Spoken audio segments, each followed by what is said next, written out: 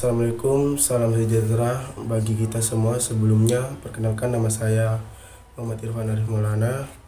Saya sebagai moderator di kelompok 1. Adapun kelompok saya yaitu Lailatul Komariah dan Cai Nur Cairani yang akan membahas tentang peran stakeholder terhadap organisasi. Baik, dipersilakan untuk saudara Lailatul Komariah. Baik, terima kasih disampaikan. Di sini saya akan menjelaskan tentang perlakuan stakeholder terhadap organisasi.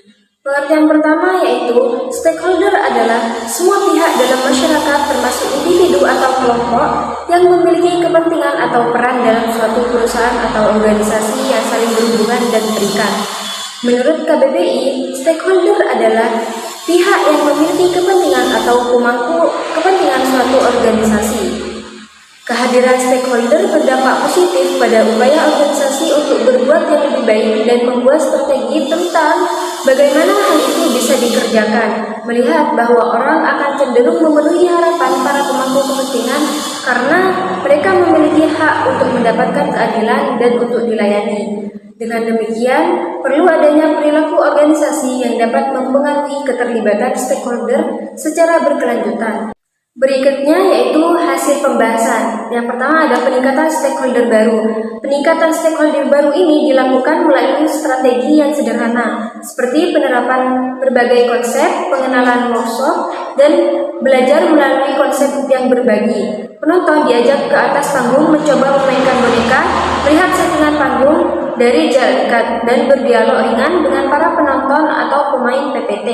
Namun, penonton baru tidak secara langsung akan datang, melainkan melalui beberapa tahapan. Ketika tahap ini selesai, akan muncul cerita positif atau reputasi organisasi, dan penonton merasa puas dengan pengalaman yang mereka peroleh.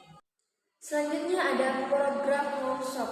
Peningkatan stakeholder baru juga dilakukan melalui program workshop. Peserta workshop yang datang mendapatkan pengetahuan cara membuat boneka serta memainkan bonekanya. Panitia selalu membatasi peserta workshop antara 15 hingga 25 peserta untuk menjaga efektivitas pemain materi.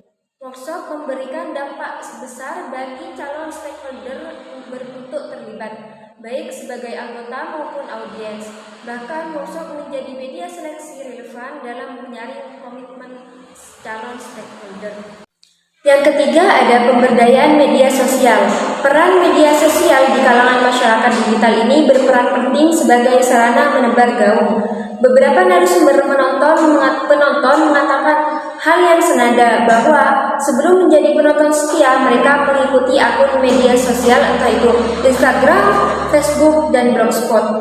PPT untuk mendapatkan informasi terkait proses produksi, lokasi pertunjukan, penjualan tiket, program-program, termasuk hal yang bersifat historis, seperti sejarah, seni karya, ataupun yang lainnya. Bahkan sampai sekarang media sosial menjadi raung komunikasi dengan penonton untuk menyebarkan informasi. Selanjutnya ada event festival. Pesta boneka banyak mendatangkan seniman-seniman wayang, teater boneka dari berbagai negara dan berbagai daerah di Indonesia. Mereka mempertunjukkan karyanya dan membawa penontonnya. Setiap orang yang hadir di pesta boneka secara langsung dapat menyaksikan berbagai jenis pertunjukan teater boneka, termasuk mengetahui keberadaannya. Yang terakhir ada jaringan personal, di mana jaringan personal ini menjadi pokok penting dalam kasus peningkatan stakeholder baru. Jaringan personal mampu menghadirkan aset-aset baru, baik aset ruang sosial, penonton, seniman, media partner, bahkan donatur. Terima kasih atas penyampaian dari pemateri. Mungkin itu saja yang dapat kami sampaikan. Kurang lebihnya mohon maaf dan terima kasih. Wassalamualaikum warahmatullahi wabarakatuh.